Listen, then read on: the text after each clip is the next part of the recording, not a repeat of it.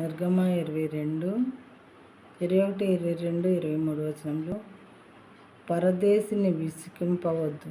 మీ దేశంలో కానీ మీ దగ్గర కానీ పరదేశులు ఎవరైనా ఉంటే వాళ్ళని విసిగింపొద్దు, బాధ పెట్టవద్దు.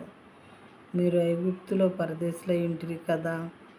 మీ దేశంలో కాకుండా ఐగుప్తులో ఉన్నప్పుడు మీరు పరదేశులే కదా. మిమ్మల్ని వాళ్ళు ఎలా ట్రీట్ చేశారో మీరు చూశారు కదా.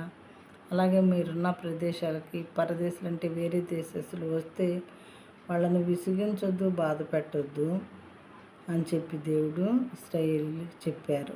ఆ తర్వాత విధవరాలినైనను దిక్కులేని పిల్లలనైనను బాధ పెట్టకూడదు. భర్త చనిపోయినటువంటి స్త్రీలని, తల్లిదండ్రులు లేని బిడ్డల్ని మీరు బాధ పెట్టొద్దు అని చెప్తున్నారు. 23వ వచనము, వారు నీ చేత ఏ విధముగానైనా బాధనంది నాకు మొరపెట్టిన ఎడల నేను నిశ్చయముగా వారి మొరను విందును.